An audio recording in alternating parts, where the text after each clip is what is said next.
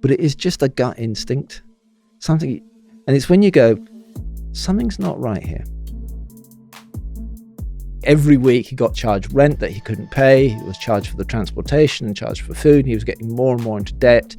And then he was told they would show me on a mobile phone up-to-date pictures of my family back home and saying, if you say anything, they will get it.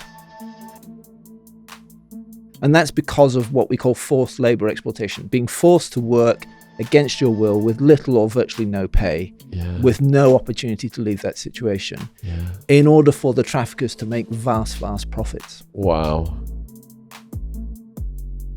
I remember standing on the door about to leave with him, and he looked me in the eye and he was terrified. And he said, "Can you reassure me that my traffickers do not know where I am? And can you reassure me that my family are safe?" Actually, their life chances are they will either end up as a drug addict, a prostitute, or they get picked up by the traffickers, and treat them with dignity. Then they build that courage to say, here's the whole story of what went on. The profits from modern slavery were $150 billion per annum. Worldwide. There are somewhere between 10 and 13,000 people at any one time held in situations of slavery. And I said earlier it's 100,000.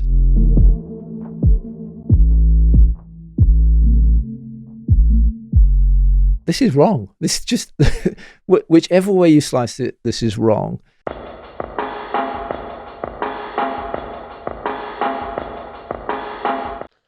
Many of you know the mission statement on this channel is to end the war on drugs and take all of those resources to go after the predators. And we have covered some of the super predators like Epstein, Maxwell, Jimmy Savile, etc. on this channel. Now, in the last year, we have had victims of trafficking and grooming on the channel. And the viewers have said, you guys have said that, these are some of the most moving stories. How can we get involved? How can we get changes made in the legal system? Look at Samantha Brown's Evil Pimp of Birmingham, slap on the wrist. Look at Maya's dad who bred her just so he could do those horrible things to her, slap on the wrist. And one of the things that Maya said was that the justice system is upside down. You got kids in America, for example, 3 strikes laws doing 25 to life for weed possession. If you don't believe that, this is documented in the Hemp Museum in Amsterdam, where I went researching my War on Drugs series of books. They've got all the facts and the names on the wall in there. So Andrew here, you may have seen a short interview we did with him on Attwood Unleashed. Really resonated well. He's got a YouTube channel, just under 100 subscribers. It's going to be a hell of a lot more than that by the time people have watched this video. All of his links are going to be in the description box, and I urge you to go down and subscribe to his YouTube channel and support his other work, because it's really important. We're going to get into it in much more detail today. So Andrew was part of the people who caused the Modern Day Slavery Act to be enacted in this country. So these super predators now are potentially getting life sentences. Did I phrase that correctly? Yeah, that'll do. That will do. So he's absolutely at the tip of the spear in putting these traffickers away for long periods of time. The charity, Unseen, it's absolutely heartbreaking. I mean, if you go on the webpage and look at the stories, the personal stories of the people Unseen have helped, some of them, this is just a fraction of them, they've got pseudonyms. There's Tanya, Frank, Priscilla, Trung, Clara, Roman, Harriet, Sang, Adam, Martin. There's a page of all the stories, and I urge you to go over and just read the stories, because conventionally we think of, trafficked is like sex trafficked by, some kind of mafia. But these people are trafficked into all kinds of different positions. And when I say positions, I'm euphemizing. they're forced to work as slaves, whereby when they arrive at the foreign country, they're told, they're 10,000 in debt, and to pay that off, we're going to pay you 50 pence an hour. That's just one example. So they've got these people working for them as slaves year after year after year. And if they have medical problems, there's, horror stories of people's teeth getting knocked out with hammers. And anyway, it's all on the website. If you want to see the great work that Andrew is doing, then please support them, because we're constantly getting asked by people, what can we do? We've got this mission statement. How are we going to get changes made in the world? What can we do? Well, Andrew's out there. He's up and down the country getting his message out. And I absolutely salute him for his bravery and his determination in achieving what he's achieved so far. And I think there's a lot more coming. So huge thank you for coming on, Andrew. No, pleasure to be here. Yeah, I really appreciate it. I've run down some of your background there. We're going to get more into it in a minute, though. So what is the story of this person, Robert, that Unseen helped? So Unseen started in 2007, and this is a story from about 2008-9. We were invited to go on a police raid in Cambridgeshire that was looking at a farm where there was suspicion that there were workers that were enslaved. So they were in what was called forced labor exploitation. So the raid started at 5 a.m. in the morning, which is because that's when they start on the fields. And they pulled all these people off at 5 a.m. in the morning, recognizing that they were potentially victims and saying, we're here to help. The police were saying, we're here to help. You're not in trouble. You're not going to be arrested, but we know that you're being forced to work against your will. And there was silence for the next 12 hours. Nobody would talk to the police. We were trying to engage with them all the time. And I met this one guy. We'll call him Robert. That's not his real name. We never use the real names in order to protect identity. And just was chatting with him, through an interpreter. He was from Eastern Europe. He was 6'6", and he was built like a brick house. Okay, I mean, you would not argue with him. If he said jump, the response would be how high. So not an ounce of fat on him.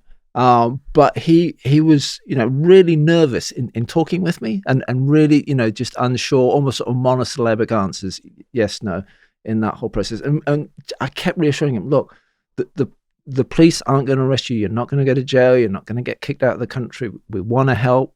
We think you're in trouble. After about 12 hours, so about 5 p.m., 6 p.m. at night, he came across and he said, let me tell you the real story. Just pull your mic a bit closer to you. And the story was, he had been offered a job in the UK to work on a farm. And he was told he would earn so much, which for him was way more than he could earn in his own country. And it said, cost you $40 for a coach trip. When he got here, the $40 was actually $4,000. He was then in tied housing, but there was a job.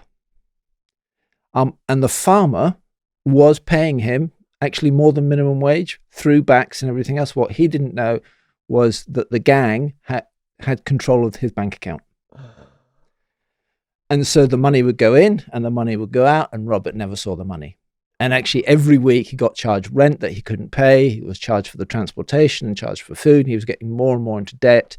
And then he was told they would show me on a mobile phone up-to-date pictures of my family back home, and saying, if you say anything, they will get it in that whole process. So the reason he hadn't said anything for 12 hours was he was terrified for himself and for his family. Even when the police had told him, we have arrested the traffickers at the same time as we pulled you off the field. It's a coordinated operation. For 12 hours, just none of them, and there were loads of them, would say anything. So the story came out. He was then rehoused, new bank account, kept his job, and got the back pay, which is great. However, that night, we went to the supermarket, bought them some supplies and everything else just to settle him into the new house. And the reason the story has never left me is, remember, 6'6", built like a brick house. I remember standing on the door about to leave with him, and he looked me in the eye and he was terrified. And he said, can you reassure me that my traffickers do not know where I am? And can you reassure me that my family are safe? And I said, yes, they don't know where you are because they're locked up. And your family, because it's been what's called a joint investigation team. It was a joint operation in both the UK and the other country. Your family are safe. What struck me was, how could someone that's 6'6", built like a brick house, have been taken to a place where they were terrified? Terrified to the point that they wouldn't engage, not just with police, that I can understand, but with an NGO as well, who are reassuring them that are working with them. He showed incredible courage just to say, actually, my story is a story of exploitation. And it's a story of control that not is just control here, but control all the way back to my home country as well. And it's on a British farm, picking vegetables that go onto the shelves of supermarkets where you and I purchase every day. This is slavery. Did you say Herts? It was in Herts? What? The location? No, it was in Cambridgeshire. Cambridgeshire. Slavery in Cambridgeshire. We see movies about slavery. We think of hundreds and hundreds of years ago. Slavery. Today in Cambridgeshire. And this is happening all over the country, is it? It is, and the estimates are probably at any one time 100,000 people. 100,000 slaves in the UK? In the UK. Today? Today. And our money going to shops, we are purchasing the products from these slaves, their works contributed towards. Yeah, and one thing that there's a question. Well, there's three questions that I ask people, because people go, "Well, yeah, it happens overseas, or it's in the sex trade, or it's that," and I'm not touched by that in any shape or form. And actually, part of our job is to say, actually, all of us are touched by this issue, and we do it without knowing it. So I'm wearing a cotton jumper. I've eaten food today, and we're using technology to communicate with people. Well, without doing anything, my life probably touches 40 to 60 slaves, as does your life. Wow. Without doing anything. So, and that's because of what we call forced labor exploitation, being forced to work against your will with little or virtually no pay, with no opportunity to leave that situation, in order for the traffickers to make vast, vast profits. Wow. So there is a whole range of trafficking. And Andrew last time talked to us, the most horrific end of this is like organ trafficking. We'll get to that later on. But stereotypically, people think of people who just been sex trafficked. But there's so many people getting trafficked around the world for other purposes. So why did you start this mission in the first place? Well, another story. Go for it. So a friend and a colleague of mine went to the Ukraine, was attending a conference there. And at the end of the conference, they were in the hotel bar area, a whole bunch of them, Brits and Yanks. And this woman approached them and said, "Are you the people that I'm meant to meet?" And they went, "No." "Who are you?" And she said, "Oh," and she got out this ad that was from one of the papers, like the national papers in Ukraine. And it was an ad for a job in Central Park in New York, selling ice cream for $80,000. Now, just put that into context. $80,000, that job never exists anyway, but $80,000 in a Ukrainian context, that's like life-changing, beyond life-changing. And fortunately, one of the guys there was ex-FBI, and he said, "Listen, there's no such job. You don't get paid $80,000 for selling ice cream in Central Park." He said, "I've seen these type of ads before. If you follow up on that ad, you will be flown to the US and you will end up in sex trafficking." It's a classic sort of gotcha. Just at that moment, the trafficker came in, the person that she was meant to be meeting. And they said, "Look, do not go with him, go home." But the trafficker was having none of it. And he said, "Well, the only way I will let her go from this hotel is if you pay me." So they said, "Fine, we'll pay you, because there's no way that she's going to, you're going to get her claws into her." So they scrabbled together the dollars that they had and paid him off, and he left. And they had enough money. They got enough money back, gave her money so she could get home. And said, look, never respond to these ads again. You've learned a really important lesson. And they thought that was the end of it. She left.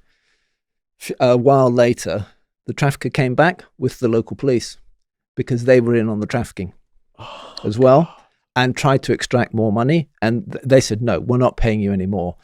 But they then said to themselves, we're leaving town. And they left town. So that story came back. I've been to the Ukraine. I don't know whether you've ever been. I mean, this is back in the day. And I, parts of it are fairly Wild West, or they were then. I told this story once, and I had a Ukrainian come up to me and said, our country's no longer like that. I said, great, good to hear. But that sort of piqued my interest, in terms of that's not a typical sort of go on a trip and come back around that.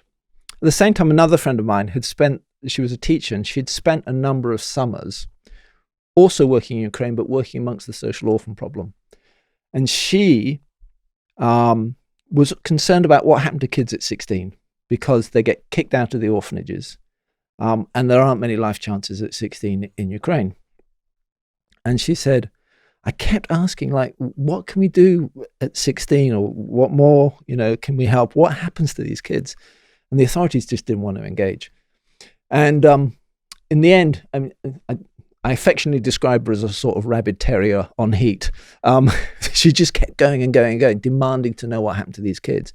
And I'm so glad that she did. Because they said, well, actually, their life chances are they will either end up as a drug addict, a prostitute, or they get picked up by the traffickers. And the traffickers have the temerity to come on the days, and they know which days are turfing out days. And the kids come out and they get into the back of the Mercedes and they drive off, and they're never seen again. Now, back when this was happening, it was reckoned then, this is the early 2000s, about 400,000 Ukrainians had disappeared into trafficking around the world. So these two stories sort of came back to me a few months apart. And it's, like sometimes it's like the purple car syndrome. Once you see it, you start seeing it. And I just occasionally saw stories in the press about it.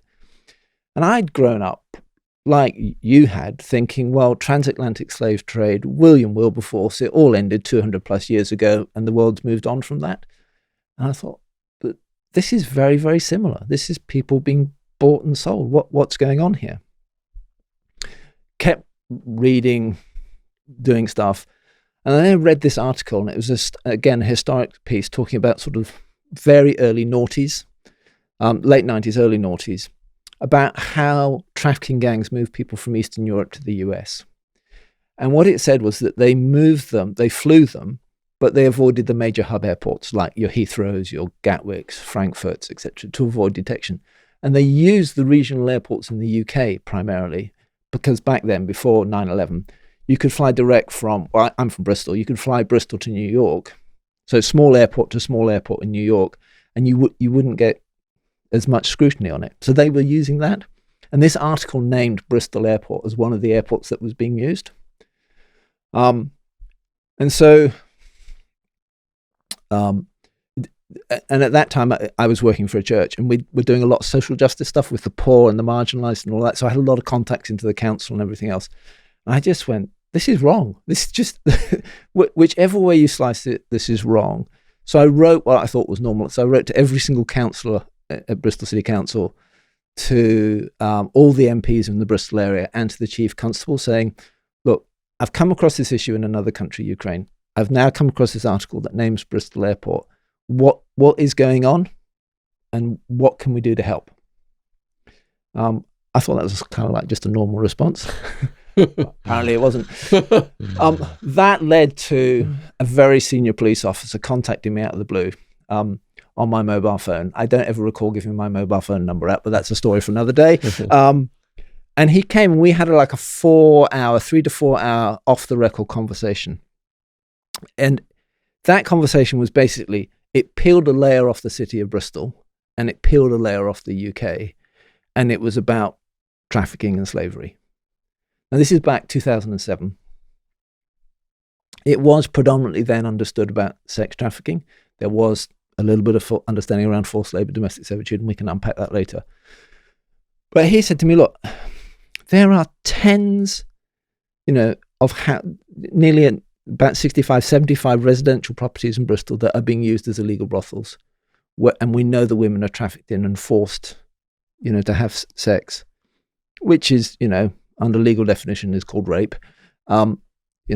10, 15 clients a day. When we find it, all we can do is kick the doors in. In order to get those victims out, we arrest them under immigration offences.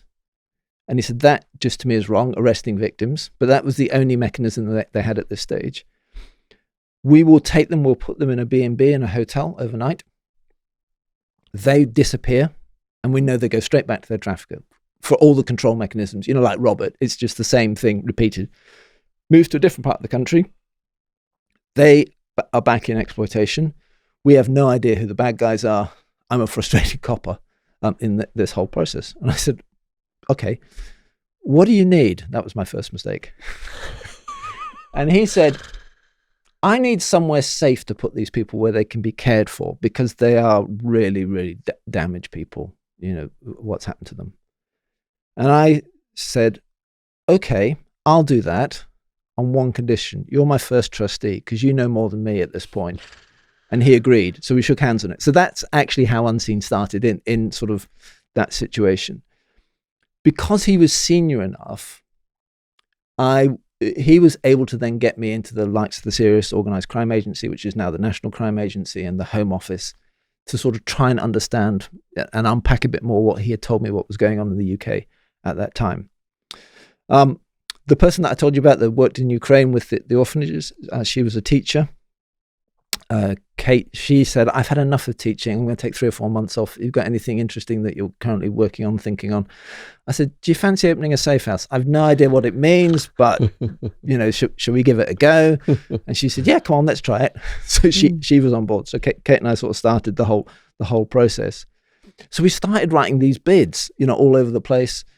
A housing association said, oh, we've got a house, we'll give you a house. That was almost sort of lastminute.com. And then out of the blue at the end of sort of, we thought it just wasn't going to succeed. Comic Relief believed in us and said, okay, we'll give you $250,000 to do this. Fantastic. So we opened our first safe house around that. And by that stage, some time had passed, we became part of what's now called the UK's National Referral Mechanism. And so we started getting victims. At the same time, we said, look, we don't want Unseen to be a charity that is just going to create more and more safe houses, because that's kind of accepting that shit happens, and we'll deal with the mess. We said we need to turn the tap off. So our mission statement is we want to put ourselves out of business. So yours is we want to end the war on drugs. I want to not be the CEO of Unseen. That's my aim around that. So we said we'll do 2 things simultaneously. We will deal with the problems that are immediately in front of us, which is primarily caring for victims, working with the statutory authorities so they understand victims better, that they are better informed, they know what the processes are. We'll work with businesses so that cotton isn't tainted by slave labor, etc.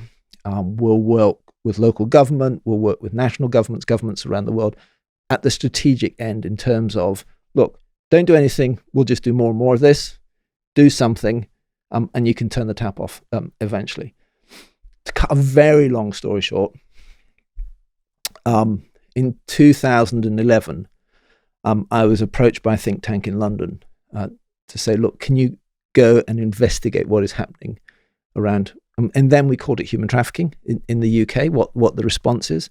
So for 2 years, I went the length and breadth of the UK, talked to about 200 different organisations and individuals. And we published this report in 2013, and it wasn't pretty in terms of what was going on and the level of response and understanding by, who should have known better. What was the conclusion?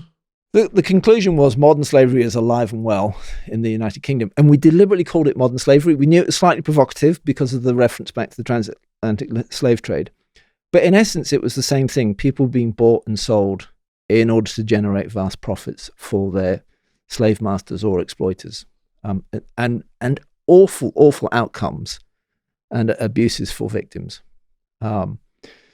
So 2 years, published that report in March 13. In May 15, I was in the Cabinet Office with the Cabinet, where Theresa May said to me, based on your report, we're going to bring forward primary legislation, which was called the Modern Slavery Bill. Wow. And then from 2013 to 2015, I lost a lot of my life to Westminster.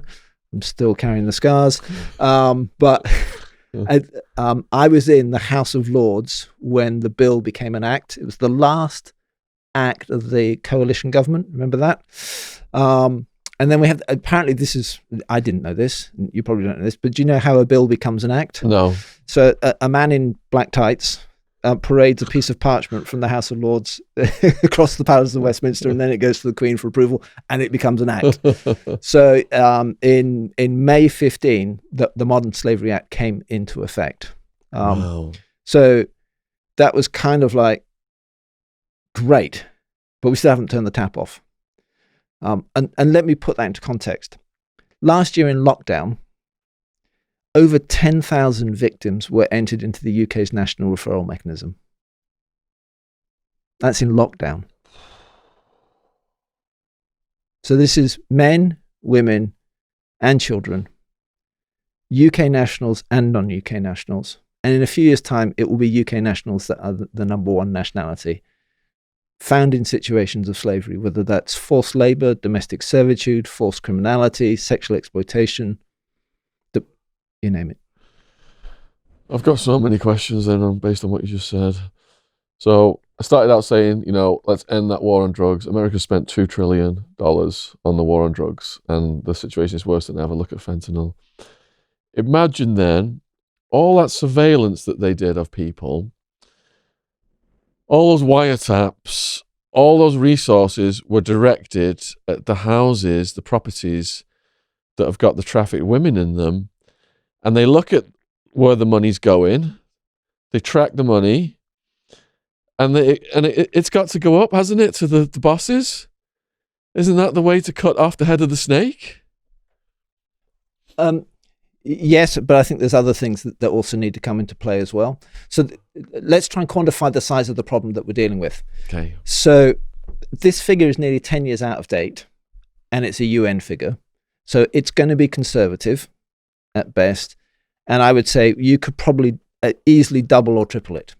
But about 10 years ago, the ILO estimated that the profits, so not the turnover, the profits from modern slavery were $150 billion per annum. Worldwide.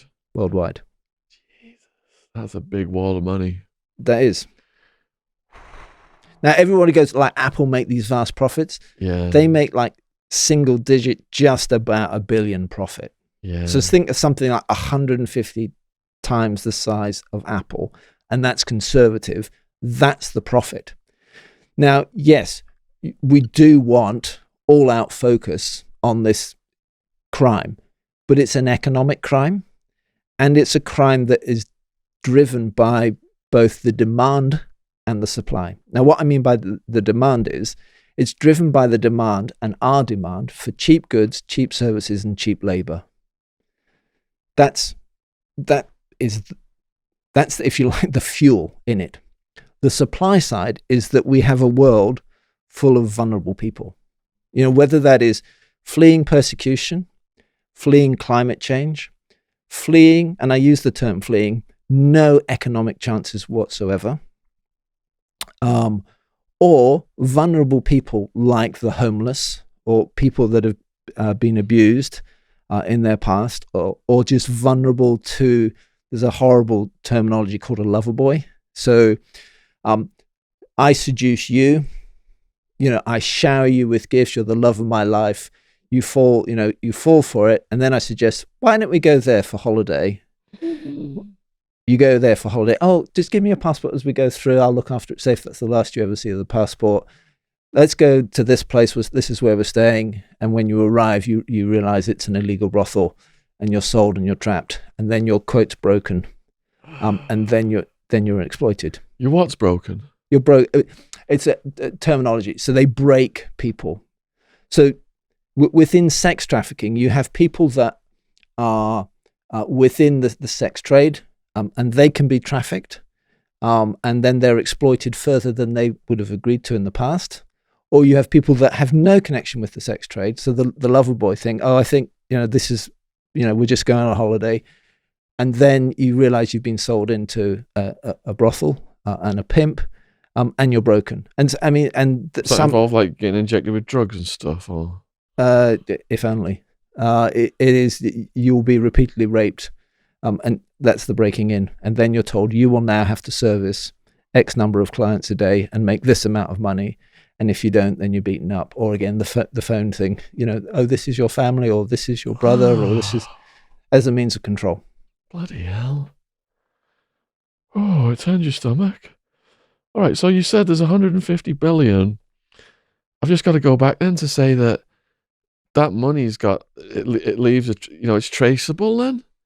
They got to go after that to stop the people running it, because I imagine in these houses, they've probably got people who've been trafficked running the girls. Like as they get older, they probably run the girls. So if police go in, they're just arresting victims and victims who've become perpetrators. But there's like local thugs and local bosses, and where the money goes up to them. If there's a problem, the girls call these people. But all those calls and all that money going up, the police have got the resources to look at that. If they weren't fighting this bloody war on drugs. So, yes, one of the things that was in the Modern Slavery Act was the offences are deemed what we call lifestyle offences. So if you get arrested for it, the law enables you then to take off that individual what they call the Proceeds of Crime Act. So any proceeds from that criminal act in there, because it is a financial crime. The second thing is, yes, that money does slosh around the world's financial systems. And since we've started, we've done a lot of work with the finance sector, and we still do. So there is an awful lot of focus now on follow the money. Where does the money go? But you've got to understand, these are sophisticated illegal business people that are in here. They're very good at hiding where the money goes. Lots of front companies, lots of money laundering, cleaning the money, so that and often, with, just think of car washes, nail bars, brothels, etc. It's all cash. So they've got to clean that cash in that whole process. There's stories around the globe of people being caught with large amounts of cash on them, trying to cross boundaries in that whole process. So yeah, we do need to go after the money, but they're very, very, very well resourced and sophisticated enemy. And they're now moving into Bitcoin and everything else. So it's not that we need to change things. We need to catch up before we can change things. The resourcing, you're fighting really well-resourced criminality in this whole process. The other thing is that they're using technology as well. So you're saying, is there somebody in the house that is taking the cash and everything else? Often these days, not. They'll use webcams to keep an eye on what's going on, because, and this is the thing that people sort of say to me: why don't people just flee these situations? Well, hopefully Robert's story, the other stories that I've told, there's a theme that runs through it, which is, in the transatlantic slave trade, you control people because they were shackled. They couldn't run away. With modern slavery, the controls are psychological shackles. You can't run away. You can't ask for help. I've lost count of whether myself personally or my colleagues that go out with the police often will say to ourselves, that person is a victim of trafficking. But they'll go till they're blue in the face. No, I'm not. Do you need help? No. No. Look, there's no police here. No, I don't need help. Sometimes months later, they'll call our helpline, because we always leave the number for them. And then the story comes out. And they said, I couldn't. I just couldn't leave. Now, some have the courage and pluck up the courage. And we see this with trafficking for sexual exploitation. They either get turfed out when they're no longer viable, profitable, or they just somehow, somewhere grab hold of that hope and that courage, and they flee that situation. But that's an extraordinary step to take when you think about what they go through, the threats against them, sometimes the physical violence that's meted out against people as a methodology of control, on top of the psychological violence as well. And so we have to, when we work with survivors, it is working with individuals that have been broken. And I remember talking to a psychologist once, and they said, look, at a minimum, it is 7 years before someone can tell you their story without re-traumatizing themselves. Wow. And yet, they come into a system where they have to tell their story over and over again to different people, to police or to borders, to a lawyer, and to just think of that traumatization that's going on in that whole process. So yeah, we do have to go. We do have to resource it. The Home Office still hold to, there are somewhere between 10 and 13,000 people at any one time held in situations of slavery. And I said earlier it's 100,000. And all experts would agree. And I think even the Home Office now would admit that 10 to 13,000 figure, it's a little light. But a few years ago, they said, okay, what is the cost to the UK of slavery? Because that's actually how you get political change and focus on it. So they said, based on our 10 to 13,000 figure, we estimate the cost to the UK every year is between 3.8 and 4.3 billion pounds. So my response is, but if the figure's 100,000, isn't the true figure 38 to 43 billion? Therefore, what's our proportionate response? Because I'm a realist, and especially in light of COVID, you've got this much money, how are you going to split it up? And you have to say, okay, well, where are the priorities? And priorities, unfortunately, are driven primarily about cost. But these are government figures. So 38 to 43 billion. How much are we spending actually on the quotes of the war on slavery? Although let's never use that. And let's learn the mistakes from the war on drugs, because that's been a rip-roaring success. So we do need to have a proportionate response. Now, what I would say, when I started Unseen, policing hardly knew about it. Government hardly knew about it. It was a backwater issue. Occasional media stories. Now it's in the media all the time. You have primary legislation. You have a government that is going to review its primary legislation and add to it.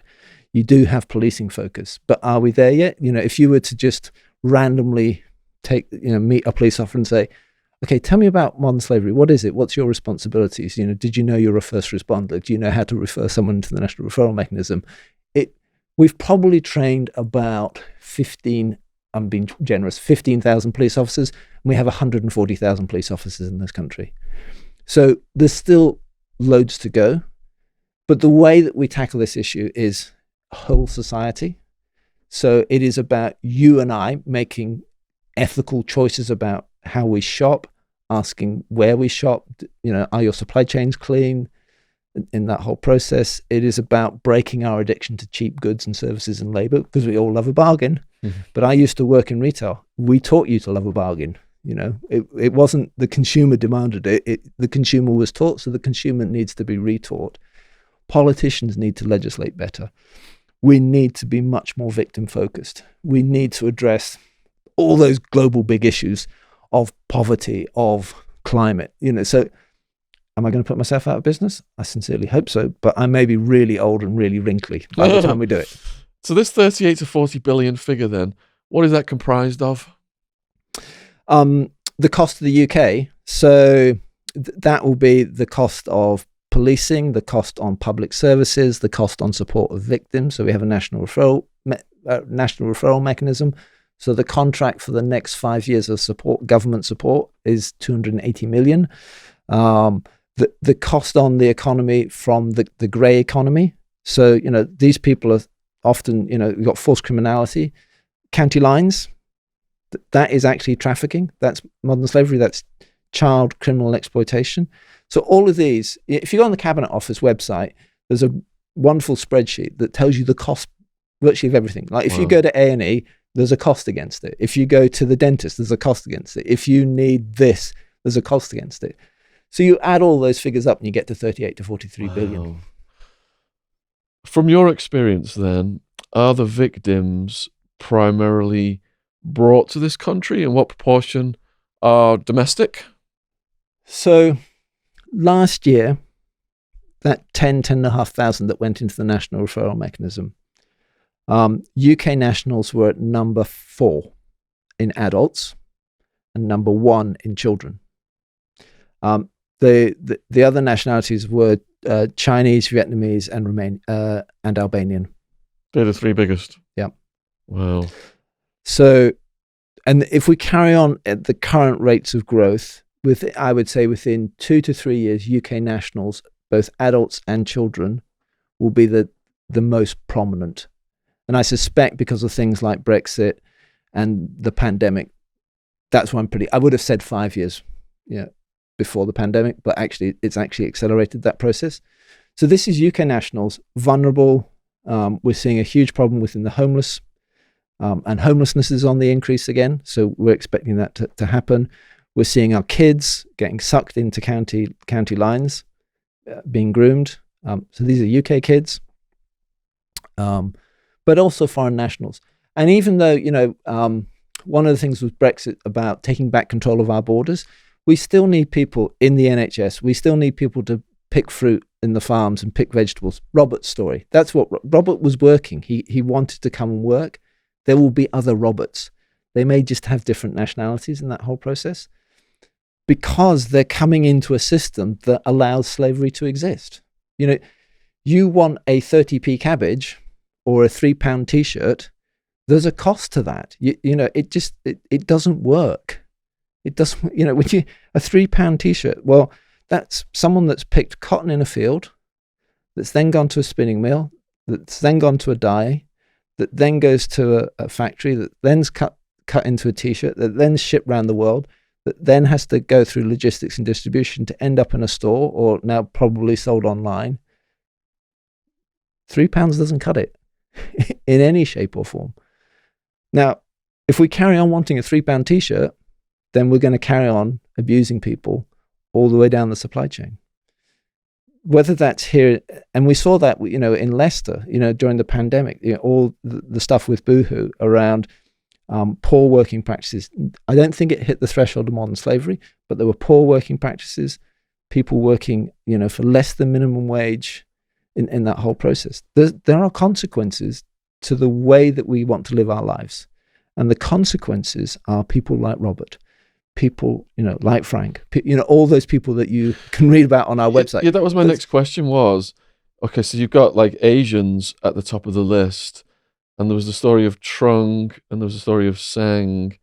So what happened with those people? Vietnamese, I tend to end up in 3 main areas in the UK in terms of exploitation. So either in the cannabis trade, so they're forced into criminality. So they're brought over, and what usually happens is that their parents will be in debt bondage in Vietnam, or just facing grinding poverty, and that there is no options there.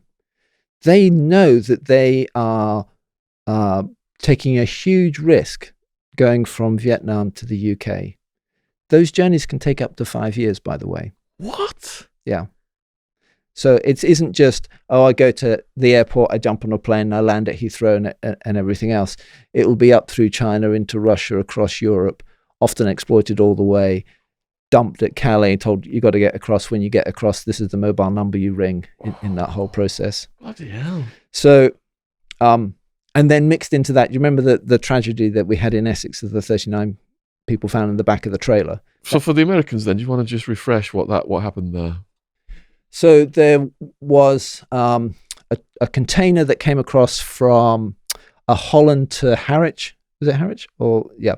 And then the driver drove, and then he claimed that he heard banging, and he went, opened the back of the trailer, and there were 39 bodies in the back of the trailer. It was a refrigerated trailer in that whole process.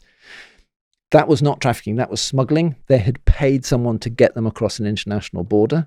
But the problem often with smuggling is that you end up really vulnerable. These people, it cost them their lives. But they were coming to the UK believing that there were jobs here for them, either in the restaurant trade or the nail bars, so that they could earn money, to send back home to support their families or get their families out of debt. Does the driver know what his cargo was? Yeah. So did he get prosecuted then? Did he give anyone up? Yeah, they caught the whole. They caught the whole crew. Caught the whole crew. What kind of sentences did they get? 39 dead. I think that they were life. Life. Yeah. Yeah. So yeah, it shocked the country. I mean, I remember when that story came out. I was in London, and my phone lit up from all the news, like Channel 4 News, BBC News, everything. It was just like, can you come talk about this? And I remember saying, look, we don't know whether this is trafficking or smuggling yet. At this point, it came out it was smuggling, but often smuggling victims end up in trafficking situations. So back to the victims. So they either end up in forced criminality. So they'll be put in a house. All the windows are blacked out. The door handles are wired up to the electrics to stop them getting out in that whole process. The windows are nailed down. All the hydroponics are in there. The plants are in there. And then they're just told, you water these things. Now, this wouldn't be possible if weed was legal. This is, again, a function of drug laws. I don't know whether you've ever been in one of these grow houses. It's just, you go and it's like, whoa. It's literally, so imagine being stuck in there. And literally their exploiters will come once a week with enough food for a week. And they just have to, water the plants and grow them. They'll be found, the doors are kicked in. Thankfully now we have much more enlightened police. The first thing they think is, have I got victims here in front of me? Were these people forced into this situation? So that's the first thing. The second one is around nail bars. So if you go any town in the UK, you go up and down the high street, once we come out of lockdown, there are nail bars everywhere. Now, traditionally, a manicure would have cost you 80 to 100 quid. You can get manicure now for 10, 15 quid. Cash only. You go in, they're all Vietnamese or South Chinese. There's usually somebody in the corner watching them. If not, there's a webcam up there. Not in all cases. And in all of these things, I'm having flashbacks. That's all these nail bars with Asians. I've seen there's one on the top of Guildford North Street. Not all of them are illegal, but that's where we do find lots of victims of forced labor. I remember, we were doing an operation with the police, 3 different nail bars. Everybody in 3 what we thought were unconnected nail bars had exactly the same story. Oh yeah, I was in London. I came down to visit my cousin, and I'm just doing work experience. Yeah. Now, even if they won't talk, often in those places, you can try and disrupt through other things. Like, so, a fire officer will go in, trading standards will go in, all these things to try and disrupt the whole process. But you're dealing with people that are vulnerable around that. And then the third area we find them in is within the hospitality sector. And, there's been cases where people have been found sleeping under the counters in the kitchens, and they're, again, just forced to work. So if you've got someone that's working, but you never have to pay for them, your profit margin is just going to go up, isn't it? It's kind of like it's a no-sum game, isn't it, in that whole process? Okay, so what happened to Trung and Sang? Both of those were in forced labor, so nail bars. Nail bars. Yeah. And how did they extricate themselves? Both were found by police. And look, police and border force find about 99% of victims in this country. So I know a lot of what we're talking about is depressing, but I always go back to when I started Unseen. The situation then to the situation now is totally different, but we haven't arrived in that whole process. It's like anything. I can point to really good examples, and I do see really good examples of where my staff go with police. It's police-led operations, but it's non-uniformed in that whole process, and it's going in thinking the first thing we think when we go into this situation is there are going to be victims here. So we will tread really carefully with them. We will also be really smart as well because their exploiter may be there as well. And so, there's the way that it's handled is offering every opportunity to that individual to say, help, please help me.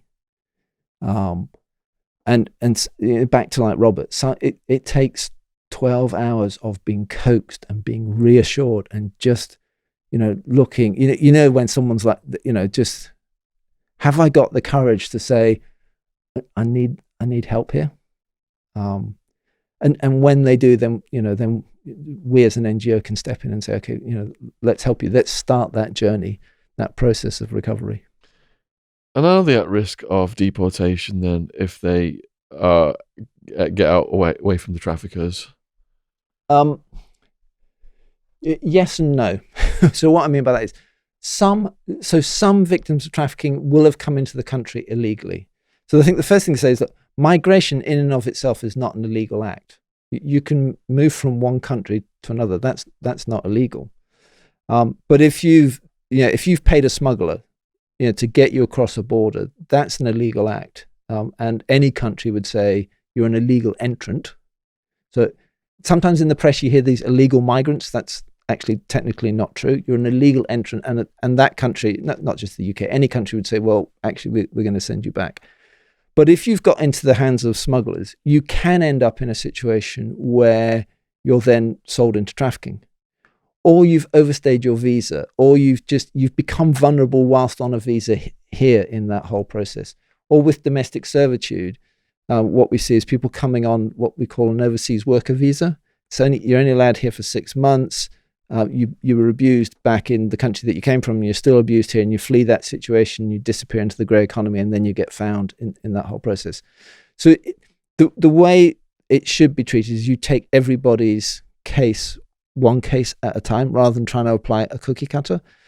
And what we've always said is, yes, immigration and trafficking are linked, but treat them separately and treat the important thing first, which is the trafficking thing, which is you've got a victim of crime, who has, in some circumstances suffered the most appalling violence and abuse.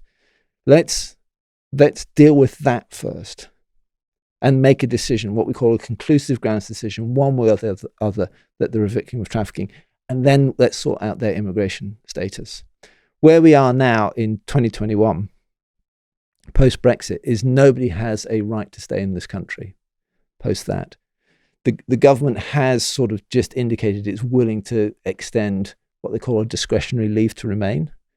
So if you're a victim, what we would say is we should assess, is it safe for you to go home? And that could be for a whole number of things. It may not be safe because of your background and your faith, etc., and you say were trafficked for sexual exploitation. We've had people say, if I go back, I'll be killed, on a killing in that whole process. Or other people will say, but the traffickers are everywhere, and in league with the police, and if I go back, I'll just be re-trafficked in that whole process. Or if I go back, my family will reject me. There's nothing to go back to in that whole process. Or, I've been trafficked and I've been in this country now for so many, and this happens to kids, that they come in there, as part of their rebuilding of their lives, all they know is the UK. And so you say, well, you got to go back to this country. And they go, but I have no connections there and I don't understand it. And as children, our formative years form us. And then you're saying, well, actually, we're now going to put you in this country. So let's look at every individual case. And our plea is actually, we should be compassionate, because these people have been abused in our country, abused by UK nationals in some circumstances. Don't we have a responsibility to look after them? Now, on the flip side, there are victims and lots of victims who go, I just want to go home. Do you know what? The UK was pretty crappy. It's like, I'm not coming here for a holiday. I just want to go home. Yeah. And we'll work with NGOs in source countries to say, okay, this is how they've been cared for. This is their ongoing needs. This is what they need. And ultimately people need, they need a caring community. They need a house, and they need employment. Those are the things that keep us safe and keep us not vulnerable in that whole process. So it is case by case by case. Governments don't like to think like that. They go, where's the cookie cutter? Bump, bump, bump. And we're going, no, this needs to be case by case by case. Now, what happens when it's UK nationals? It's not safe for me to go home. Why? Well, because I got recruited where I grew up, and you're asking me to go back there in that whole process. Or, the gangs will know where I am and come after me again in that whole process.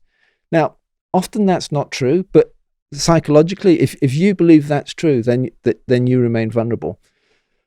And then tragically, and actually some of the most tragic cases do involve UK nationals. There was a very famous case a few years back, just over the border. I live in Bristol, just over the border in Wales.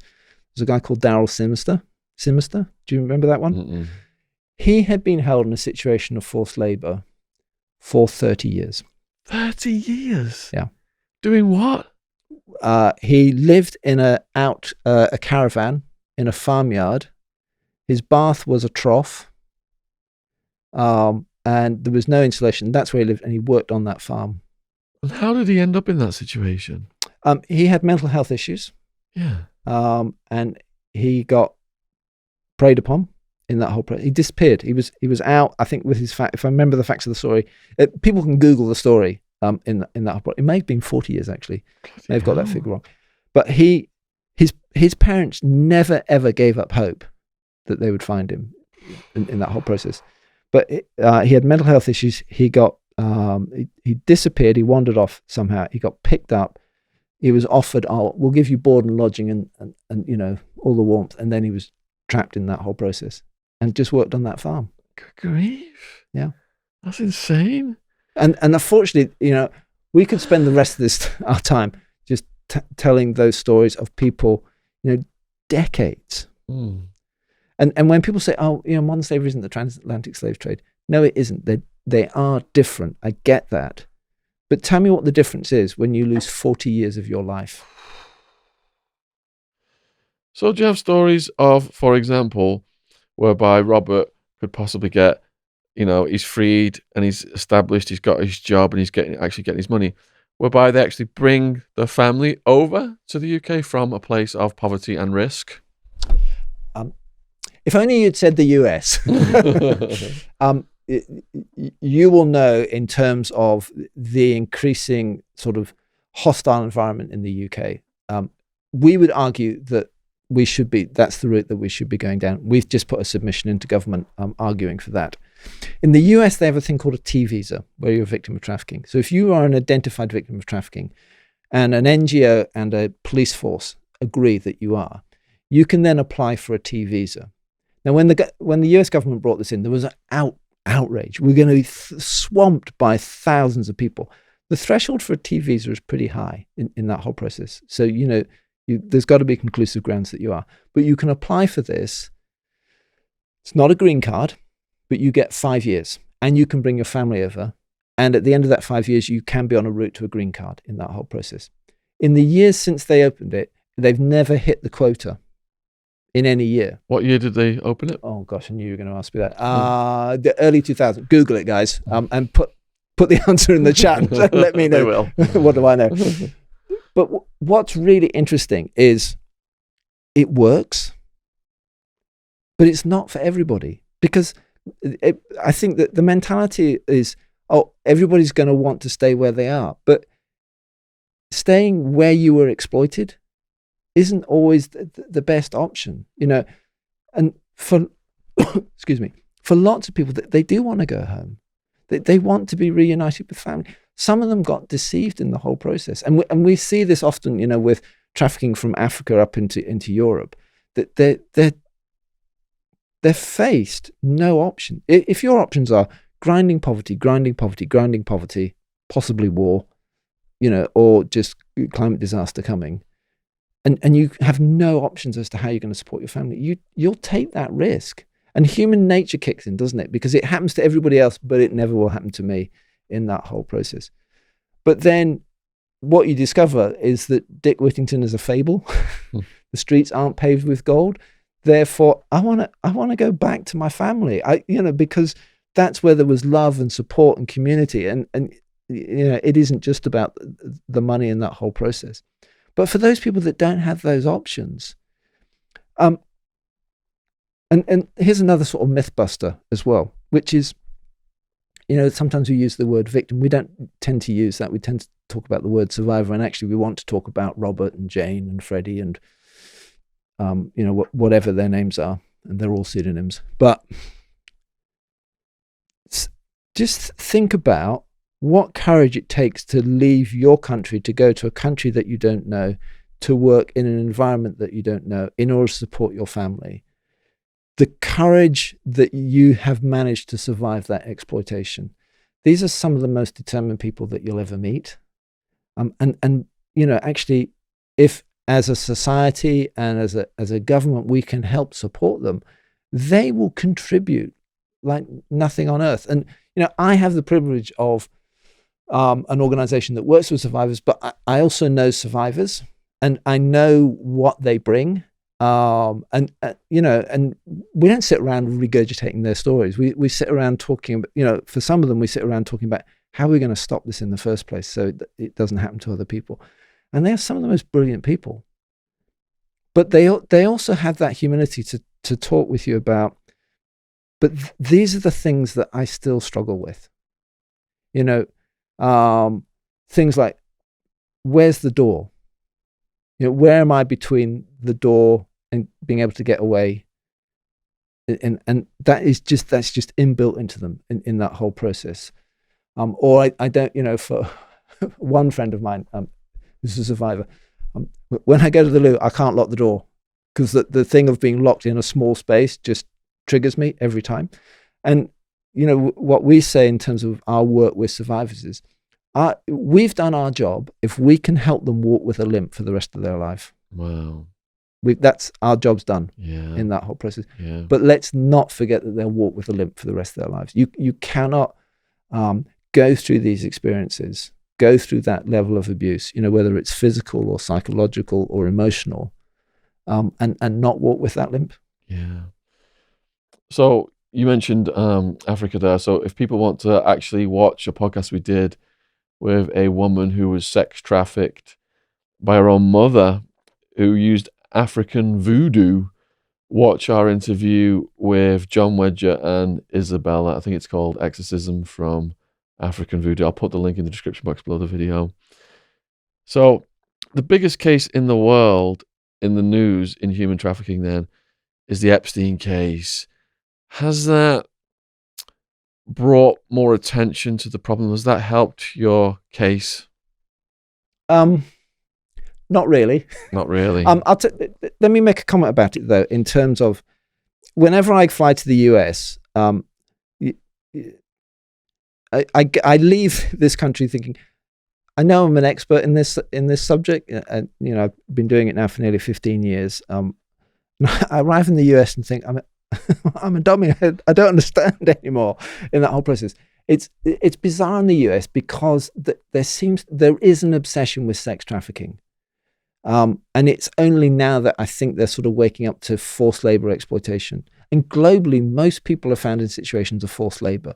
But in the US context, there's just this real focus on sex trafficking. And they've got a huge issue with child sex trafficking as well, child runaways. So this is don't worry, I am getting to Epstein in that whole process. Yeah, take your time. So the other interesting thing in the US is you have 50 states with 50 different variations on how it deals with the issue of prostitution and child prostitution. So they in some states you can be prosecuted if you're in child prostitution. But just stop and think about it. A child can't be a prostitute. A child cannot consent to their abuse. So you've got odd laws. You haven't got standardization of laws, and your differing police responses as well. And also, if you are convicted as a child prostitute, which again is a misnomer, it's very, very difficult for that to be expunged from your record. So, and if you've got a criminal record in the US, you can't vote, you can't do this, and that whole process. So, like, you're a victim, and we're just going to carry on as a state penalizing you in that whole process as well. Which really works to the advantage of the traffickers. Absolutely. So to Epstein, I mean, I've watched the Epstein case from this side of the pond, and I've watched it with interest. I've never really commented on it because I just don't know where that story is going to end. Hopefully, with the trial of Maxwell, Ghislaine Maxwell, some of it will come out. My fear is only some of it will come out, and we'll never get to the bottom of it. But that the fundamental issue is, are children trafficked into sexual exploitation in the US, in the UK, around the world? Yes, over and over and over again. In the UK, we've had issues of Rotherham and Telford and Oxford and Bristol, and every single town and city has this issue. And it isn't just, as often as played out in the media, it isn't one ethnic minority against white children. It is white adults, ethnic minority adults, and on and on. And also, let's not forget the people that bought sex from these children are also guilty of child rape in that. So it is a big problem, and I know some of the victims in that whole process. And I think actually that the real question is, what have we done as a society to educate predominantly men to think that it is acceptable to purchase sex from a child? Well, what kind of an example is the Epstein case? I mean, I've spoken to some of the survivors, and they're really not like the most famous people, most powerful people around the world. So what kind of an example does that set for society if the people at the top are just engaging in this kind of activity? Yeah, and I think my response is, it's not a great example, but it's it's not limited to there. No. It's everywhere. And I think sometimes when we just focus on that, we lose sight of, and you look back at, say, Oxford, Rotherham, Telford, and Blackpool, you name it, it's there. Ordinary men, are doing it. I would argue a vast majority wouldn't even know who Epstein was if you said it to them in that whole process, but somehow they think it is acceptable in that whole process. Here's the interesting thing. If you have sex with somebody that is trafficked, you are committing rape. Now people say, well, maybe you should just ask. Well, remember Robert and everybody else that we've talked about? They're not going to tell you, and the law needs to be tweaked, and I'm hoping this will happen, because at the moment, as the law currently stands, is you should ask in advance. So, before we, commit whatever, can I just check that you're not trafficked? Because if it is, then, I'd be in the wrong and all of that. It just needs to be actually buying someone else is the problem. Now, if you say to me, where do I stand on the whole sex worker debate and everything else, I kind of try and avoid it because it's just so complicated. And it's there are no simple answers in that whole process. As an NGO, I'm connected with NGOs that work with sex workers and trying to tackle that whole issue as well. And the more I try and understand it, the more complicated it is. Some people end up there because of, economic circumstances, or they were abused and they drugs, alcohol, or they get sold. But for me, the issue that concerns me is when someone is trafficked into sexual exploitation, they are being repeatedly raped against their will, day in, day out, in order to make money for somebody else. That's the problem I want to focus on. And I know it goes much, much bigger than that, but I've only got energy for that, and that's enough energy. Or somebody is forced to work against their will, cleaning cars or nail bars, or working in a restaurant, or working on a construction site, or in a factory, or in logistics, or in distribution, and are being paid, but they don't see any of that money in order to make profit for somebody else. That's just wrong. So you're talking about the demand side as well there. Yeah. What is the fate of the sex trafficked women as they get older? If I can put it crudely, if you're trafficked into sexual exploitation, you remain there unless you flee until you are no longer economically viable. And then their fate, what I would say, my hope is that they are identified and have the courage to or self-identify and find the support that's available for them in that whole process. The problem is, what are their options long term? And so we do see victims of trafficking for sexual exploitation going into sex work, and they will say, but now I have control and I have the money. So like as independent operators, they would move from being trafficked over to that once they reach a certain age.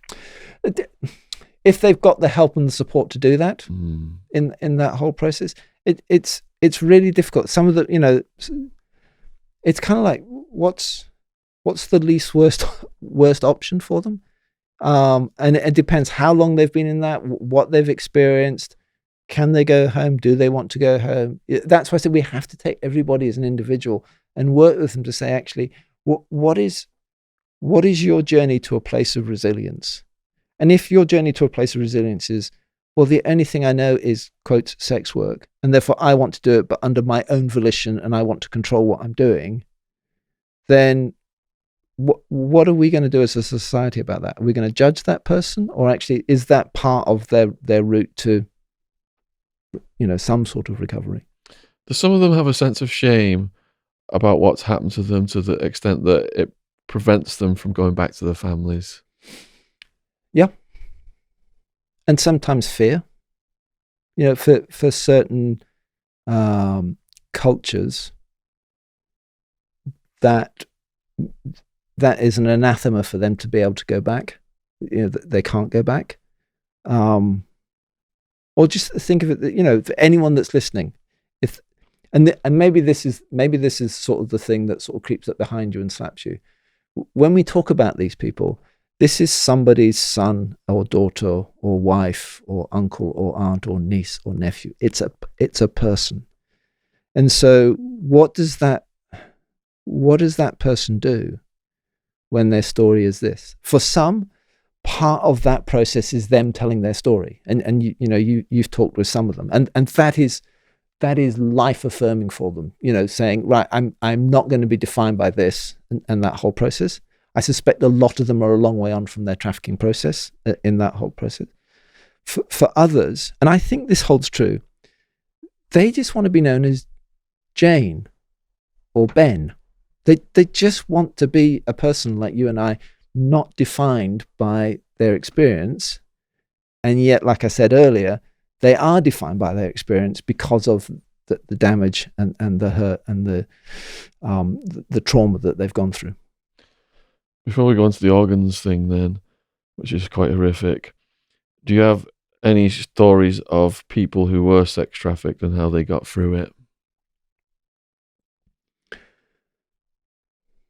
When I started Unseen, I remember someone saying to me, so how are you going to cope with like the drug addiction and the alcohol stuff and all of that? And so we gave thought to that, and then we didn't see it.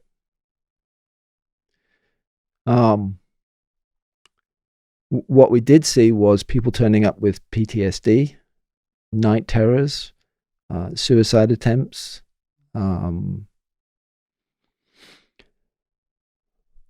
What we've seen, and our conclusion then was, and we did sort of ask, were drugs used and everything else?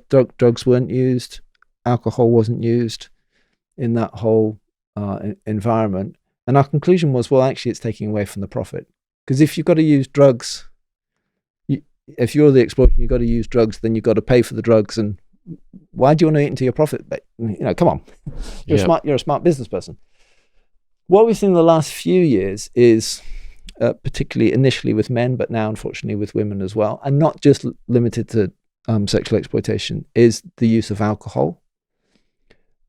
Both as a means of, I think, during the exploitation as numbing, and then now numbing from the pain and the trauma as well. So, and it's, it's a learned behavior.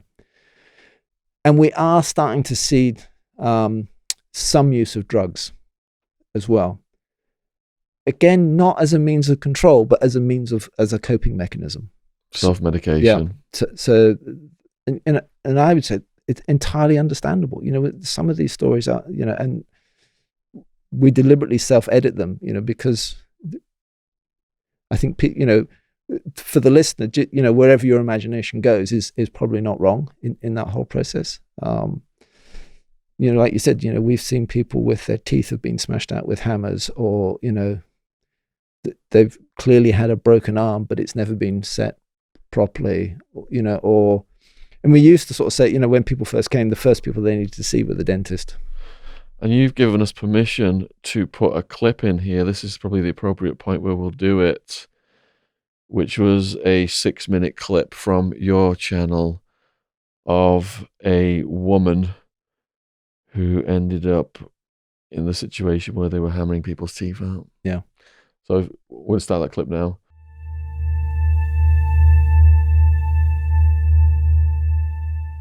Before Latvia became separately from, I was worked in factory supervisor.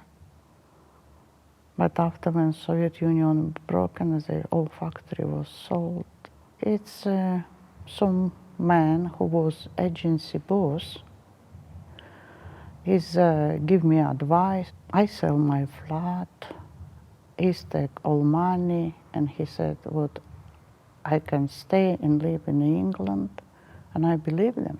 In the reality, when I just came to England, they take my passport.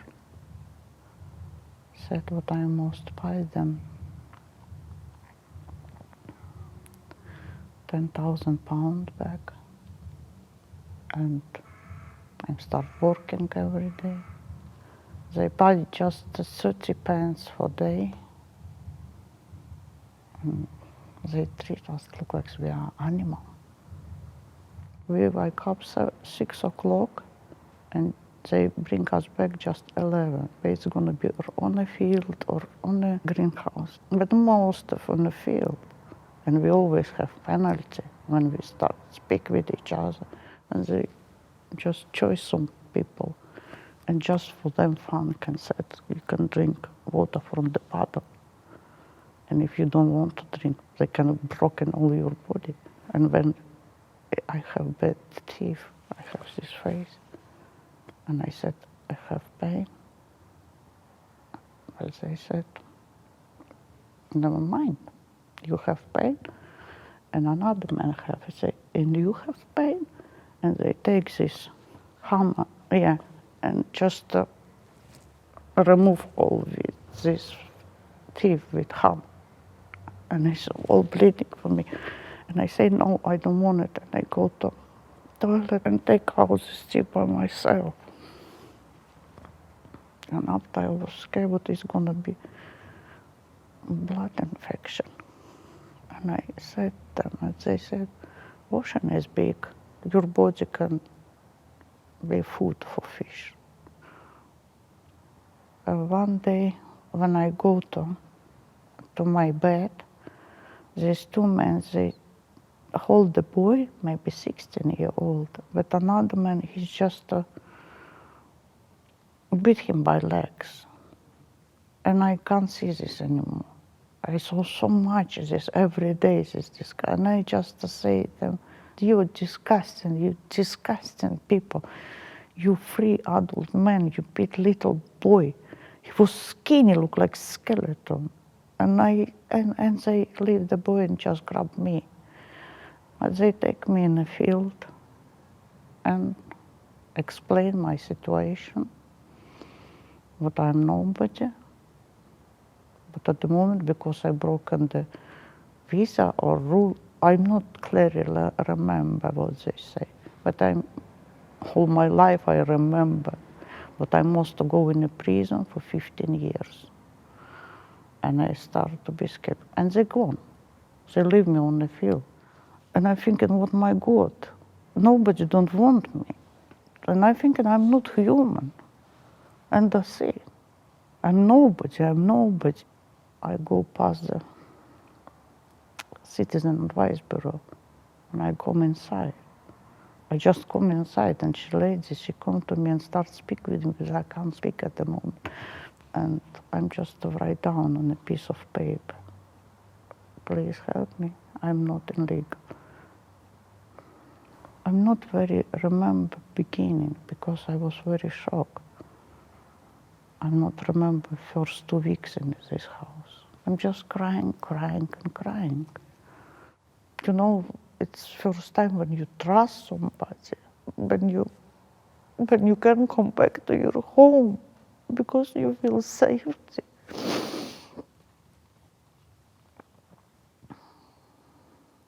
You know, these people, they're gonna all my life live in my heart, all the time, with such a huge love. I have my first garden in this house, and as people, they give some money for garden, so I can buy some seeds, you know, plants with flowers.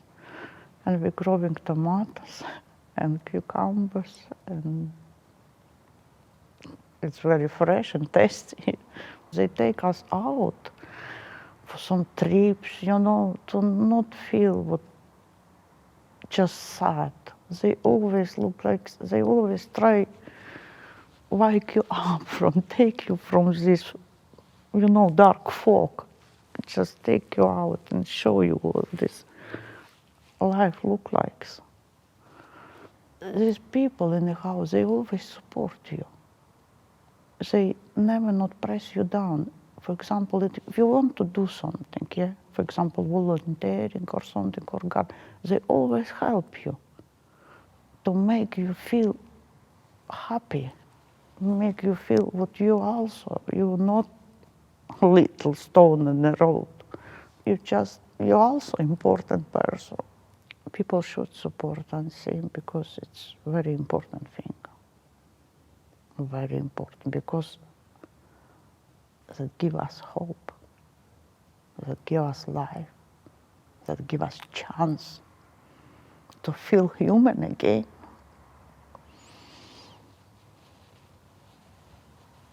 We need this house. We just need it.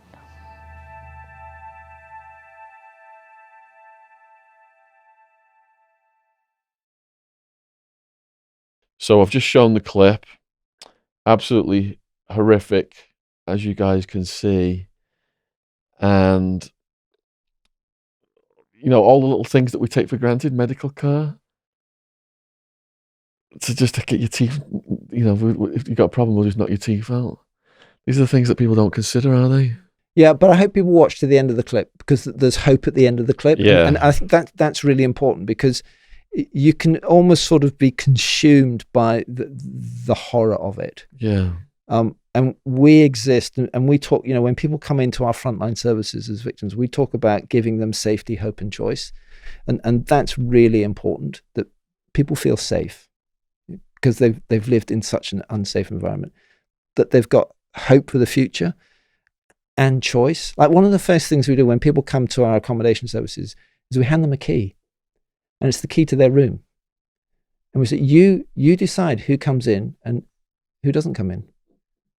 And it's a little thing, but it's giving them back that permission of, and it's such an important thing. You know, I didn't realize how important it was.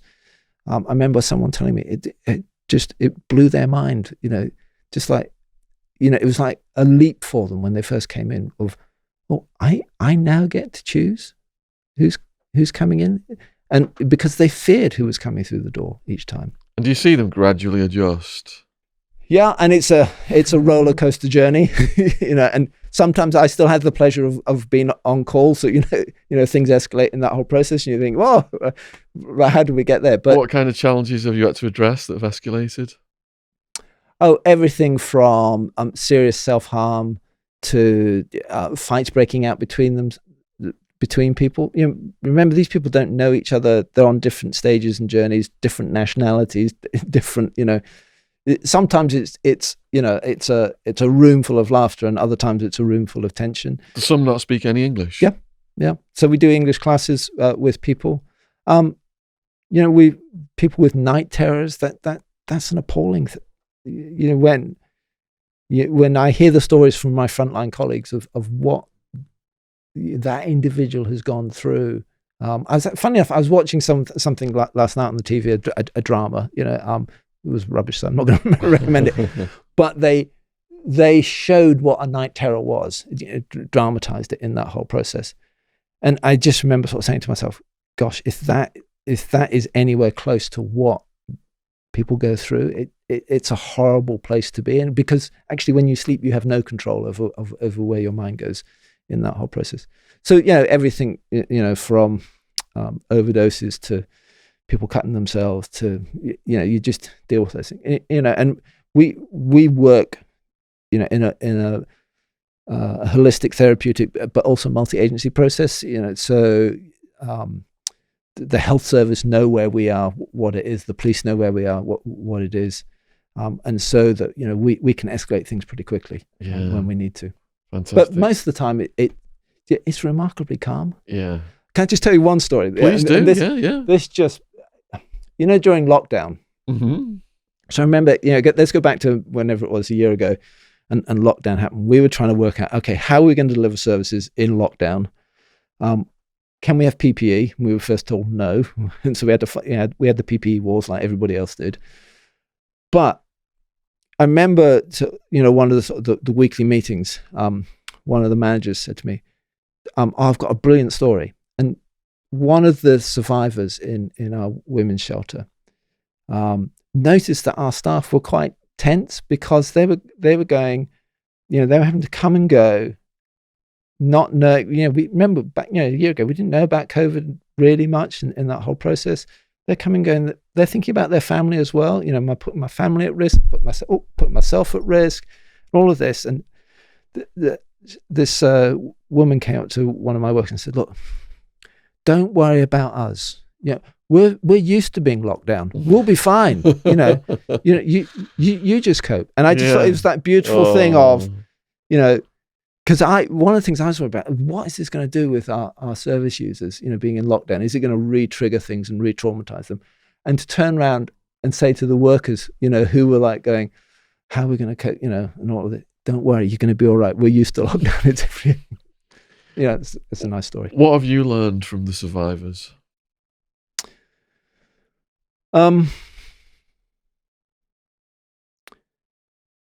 Great question. Have they taught you anything about yourself? Yeah, which is to always treat them with the utmost dignity, to listen to them, to not be dismissive in any way of the issues that they're facing, because I haven't walked in their shoes, and yet at the same time, and I think these are my friends who are survivors who are now 15 years on. I think those are the ones that teach me the most in terms of how still I know so little about this issue. I work with some phenomenal, really well qualified colleagues, who are super trained, super intuitive and emotive in that whole process. But talking with people that have gone through it, and this is why I don't use the word victim, because they were victimized, but they are incredibly resilient. And those that have the courage to then confront what has happened to them and be part of this community that is trying to end modern slavery, to me is like, I honor you, and I'm like trying to catch up with your coattails in that whole process. And at the same time, the fact that they are willing to honor me it's a really sort of nice relationship that goes there. And so that, we can have the conversations we have are about how we end this, not about the regurgitation of,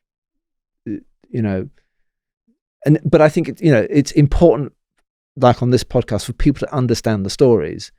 But most of my time and my conversation is about, how do I stop it so I don't have to come and tell these stories? Because, Robert, 6'6" and built like a brick house, should not be standing in a doorway. And that image I can never get out of my head, and I never will for the rest of my life. Still terrified, even though I knew he was safe. He was in a different town, but could still access his job. And but he was so concerned for his self-preservation and that of his family as well. And that's not a world I want to live in. It's not a world I want my kids to grow up in. And I am passionate about not living in a world where these kind of things are allowed to go on unchecked. And we can see that, and the viewers can see that, and you're going to get a hell of a lot of support from people who watch this. So in terms of the organs then, I knew about the Chinese prisoners' organs, and now it's recently come up because of this program, Eyes of the Devil, which shows human trafficking and organ trafficking. So a lot of people are asking about this now. I don't know what's true and what's not true. From your experience, could you detail what your understanding of organ trafficking is? Yeah, I think, can we leave sort of China to one side? Yeah. Not that I'm afraid of China and all of that. It's just, I think there's a lot of information out there about what was happening in China in the prison population. China has said it's now stopped that whole process, and it is being monitored. What I think is of more concern, and what I do know about, and so back to that report that I did in 2011 to 13, we had very occasional stories about organ trafficking around the UK, but they were really occasional. And when we tried to chase them down, because what we didn't want to do is we didn't want to put anything in that report that we couldn't verify. It was the first evidence-led report. And I think that's why the government had to react, because it was 300, nearly 400 pages of evidence in that whole process. So it was kind of like hard to argue against. So we decided not to put in anything about organ trafficking, but we'd picked it up in that whole process. Since then, talking with other NGOs around the globe, there are stories of organ trafficking, but it's related to the transplant business around that. So you do get occasional stories of body parts, people being killed for body parts, but they are really, really rare. And I think the reason that they're really, really rare is just think of the risk around that. I know traffickers, they think of a human being just as a commodity. They'll extract all the profit that they can from it, and then they'll just toss it aside. But it is a whole nother step to actually, knock somebody off. That's around that. Does happen, but it's rare. What we do see, though, is people will go into a village in, wherever. Pick any country you like. Let's say Indonesia, all right? Don't bombard me, Indonesian government. I'm not picking on you. But they'll go into a village and they'll say, look, there are people in the West that are willing to pay in order to get a kidney so that they're not stuck on a waiting list, waiting for a kidney transplant. We will pay you $5,000 for your kidney. You can live on one kidney. That's medically true. So just think, you're in a village in the middle of nowhere in Indonesia, $5,000, that's a king's ransom. Yep, you're going to take it. And sometimes they'll bring somebody along that's had it, and they'll show them the scar and say, look, I'm happy, whatever, great. And there's a great Canadian film maker that made a film about this. Oh, what's it called? Oh gosh, you need to ask me. We'll Google it and find it. We'll stick it in the all that. So they do that. So they leave. They're flown to another country, and they go to a hospital, and it is all done properly. And it has to be. If you're going to have that kidney, it's going to be used in that whole process. So they have the operation. They wake up. They come round. And the person that's arranged it all then comes in and says, great, it's all done, everything else. Here's the bill for the hospital, $5,000. So you can do the math, can't you? 5,000 minus 5,000 gives you zip. You go back. Here's the problem. If you have only one kidney, then, and my mother only has one kidney, you need to be on a drug regime just to manage that whole process. So you don't have access to that. So there's the potential health problems. You don't necessarily need drugs, but it helps. in that whole process. This Canadian filmmaker has documented whole villages where all the males have got the scar here, where the kidneys have been removed. So again, what it is all about profit. Now, let's just flip the story. You're on a waiting list for a kidney. The NHS here in the UK or in the US or in Europe, and you're told, Shaun, you need a kidney, but it's going to take about a couple of years. You'll have to do dialysis and the whole process and all of that. You can go on the internet legitimately, and you can go and have a transplant done in Hungary, India, South Africa, wherever. It'll cost you X $10,000. But you're going, do I want to be on dialysis and all of that rubbish and wait and match and everything else, or I can submit bloods and get the match and do it and go. So lots of people go. Just don't ask yourself where that kidney has come from, and don't do the due diligence in that whole process.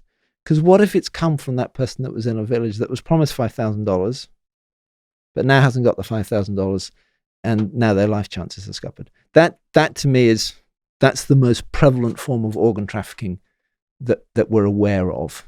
There are lots of sort of stories around here, there, and everywhere else. But when you try and get down into, okay, so show me the evidence for this, it's few and far between. But fundamentally, it's still about somebody being exploited, this time for a body part, for money, then not getting the money, and the money's going into somebody else's pocket and making them vast amounts of profit. And here in the West, in the developed world, we're benefiting on the backs of somebody else in that whole process. You had a friend who had a liver, he had hepatitis C, and he was joking about going to China to get a prison liver, and he died. Yeah, he ran out of time, he died. So in terms of trafficking then, you've talked about it's more like of a manipulation and the families are threatened and things like that. Is it also a rarity where you have like people getting grabbed? I know there's a lot of theories around the Madeleine McCann case that she was perhaps grabbed. Is that a rarity in what you've documented? Yeah, I mean, it is. It's not unknown, and people are, but it is few and far between. In essence, what happens with trafficking into slavery and servitude is there is the recruitment phase, and that could be, hey, there's a job over here, or hey, I'm your new wonderful boyfriend, or hey, there's $5,000 for your kidney, or and added with that is the deception. So there isn't a job, there isn't $5,000, and I'm not your wonderful boyfriend. The whole process. There's then the movement. And I think part of the problem that grew up historically is, even though when you look at how it's defined, it doesn't say this, but everyone thought movement meant from one country to another. Movement is just from one side of the street to another. That, for the purpose, act meaning purpose, for the purpose of exploitation. What we see is, and this is the way I define modern slavery, is it is an illicit trade. It's a commodity trade. The commodity is a human being, and it is about exploiting that commodity for vast profits. So we see stories of people that are in forced labor exploitation during the day and in forced sexual exploitation at night. And why wouldn't you? It's your commodity. I'm a business person. I want to maximize the profit out of it. So I might as well wring every last penny out of this human being. And that's the way that exploiters think, that it is nothing more than that. And that, again, people can YouTube it, and there's news reports. They interviewed some traffickers in, I think it was Moldova, and the disdain that they had for their victims was appalling, because they were just like, what's the problem? And this is, I think, what traffickers do, is they dehumanize the people. It's totally, they do not see the person in front of them as another human being in that whole process. And that's the tragedy. So for them, it's a commodity trade. For us, And we often talk about this. This is a problem that's hidden in plain sight. So the person that's doing your nails, or the person that's tarmacking your drive, or the person that's washing your car, or the person that's, delivering your online deliveries, or the person that's handing you your takeaway, or that's behind the scenes that you can't see, or that's in that grow house, or, unfortunately, is a person that has feelings, that has emotions, that is in fear. They haven't been dehumanized to the same extent that the trafficker sees them as dehumanized. They are just piling up on themselves the damage that's been done to them. I think people watching this podcast are going to be looking at the world differently after they've heard what you've said. So what signs should people look for? There's many. Here's what I want people to do. If you're in the UK, download the Unseen app. It's in Google Store, Apple Store. Download it. It's got all the signs on there. Or go to our website. It's got all the signs listed there. Or the modernslaveryhelpline.org website. All those links will be in the description box below the video. All are there. But here's some big ones to look for. Just their general demeanor. Are they in fear?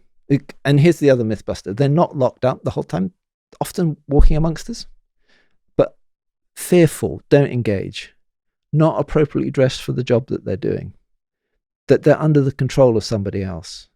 Often we say to the police, they don't have access to their papers in that whole process. Coming and going at strange hours. When you try and engage them, they don't engage. So I've, sort of retrospectively stories, people saying, oh, I was in that nail bar. They would never talk to me. They would never look at me. Or if I asked something, they'd always look off to the side, and there was a person saying, can I say this or not? So they're under somebody else's control. They don't know where they are. We've had victims, they use the word victims, but they're victims until they come to us. We've had survivors who didn't even know they were in the UK. So they just don't know where they are. If they have, within trafficking for sexual exploitation, the only sort of words they know are around sex acts in terms of English around that. But go to the website, download the app. There's loads of them there. But it comes down to this. It comes down to your gut. You can like you say, I can't always remember all of them, but it is just a gut instinct. Something, and it's when you go, something's not right here. So take the car wash. Okay. By the way, you cannot get your car washed for a £5. All right. It doesn't work. The trouble is when we say that, then the traffickers are smart. They just put their prices up to 15 quid just to mask it. But you can only pay one person at the car wash. You can only pay in cash. One person seems to be in control of everybody else. They all come and go, first thing in the day and last thing at night, usually in a van or a couple of cars. They all, houses of what we call multiple occupancy, another tell. Or if you live in Bristol, you can smell cannabis all the time. But you just that sweet smell of cannabis that's coming from the house next door or from the business unit down the road there. It's little tales, and you go, something's not right. Here's what I want people to do. If you live in the UK, call the helpline. Just go, I've seen this. It just doesn't feel right. Don't worry about if you get it spectacularly wrong, because we can triage it and deal with it and liaise with policing to deal with it properly. What was my next question about safely reporting concerns and to whom? If someone's in immediate danger, dial 999 or 911 if you're in the US. If you just see something immediate, it's the same rule applies. In the US, you can call the US trafficking hotline. Don't ask me for their number. It's too long, too many numbers. In the UK, you call the UK's modern slavery helpline that we run unseen on 08000 121 700, and we'll stick all the blurb in the bottom around that. Or you can report via the app, and you can geolocate if you want to. It's optional. You opt in. Look, I'm here. I've seen this. This is the location. We deal with it. Last year in the middle of lockdown, we took 7,000 cases. Contacts came into us around that. The vast majority around situations of forced labor. And some major cases have been busted open by somebody calling, because you may have that last piece of the jigsaw that we can triage, that we can get to the right people in the police force. And we know we interact with every single police force, National Crime Agency, Border Force. So we can slot it in, and then they go, oh, that's the whole picture. Right now we can go. And people say we're not giving solutions. We are giving you solutions today to make changes and to fix this. With county lines then, you know, obviously kids are extremely vulnerable. We've got to protect the kids. Could you just run down what county lines means and how that works? Yeah, county lines is a horrible term. Let's call it what it is. It's child criminal exploitation. So kids are being exploited for criminal acts. So what happens is that the methodology is usually it's a number of things. So in some circumstances, it is about people want to be in the gangs, and it's as a means of perceived safety or status, you know, within the estate that they live in and everywhere else. They get sucked into it, and then they get drawn into it, the life of crime, usually through, you've done this, right now we've got, you know, oh, can you take this package from here to here? Oh, yeah. And they don't realize what it is. Right, you just moved heroin from there to there. If you say anything, we've recorded it on film, we'll give it to the police. Again, it's all about control in that whole process. Or to be a part of the gang, there's initiation rites, you know, and then they're videoed and then they're played back and, you know, we'll show your parents or whatever. So they're sucked in and then they're forced.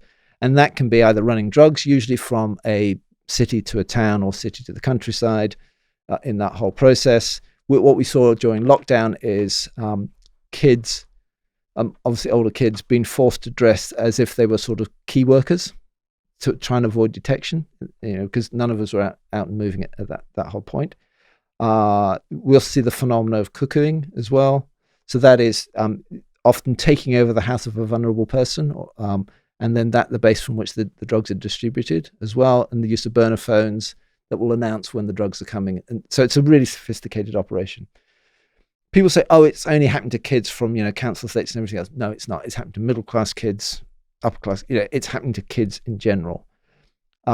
It can be around a means of having money in order to purchase things, you know. So again, do this for us, we'll give you 50 quid, you know, and then the trap sprung. So it's the same methodology, you know, set the trap, spring the trap, deceive the kid, get hold of the kid, and then force them to do those things. So what we're seeing now, though, is criminals wising up to this as well, because in the Modern Slavery Act, there's a defense, which is if I'm forced to do a criminal act as a result of my trafficking, therefore the law will be more lenient. It's assessed case by case. Because, you know, even if you're in that situation, you know, there is still an element of, well, did you protest or etc. So what we're now seeing criminal gangs doing is telling kids, if you get stopped, just say, oh, I'm being trafficked, and then plead that in order to do it. Wow. Here's the problem. And this is the problem. You'll know this with drugs, but you'll also know this. I know this from trafficking, is what is really difficult is how do you get to the people higher up the food chain in that whole process. So we're quite good at picking up like the members of the gang that are the ones that are exploiting the kids initially, but how do you get to the people that are sitting above that? That's following the money. It is following the money, but again, it is an environment of fear and consequence if you say something in that whole process. That said, you know, there are cases from trafficking, you know, where major criminal gangs have been taken down. Why? Because victims have had the courage to say something. And this is one of the things that we need to do better. If we care for victims really well and look after them, and there's another great NGO that does this called Justice and Care. Check them out. They are having specialist workers embedded in the police forces. So when the police find a victim, they work with the victim. And it's a hand-holding, but what they're finding is if you care for people really well and treat them with dignity, then they build that courage to say, here's the whole story of what went on. And that enables police to get further. And that goes all the way back to that police officer that, you know, that we spoke to in 2007.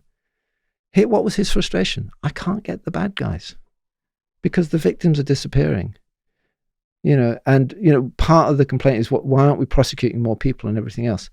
Part of the answer is we're not caring for victims well enough and supporting them well enough so that they feel that they have the confidence to share what they know is going on so that they can get to those.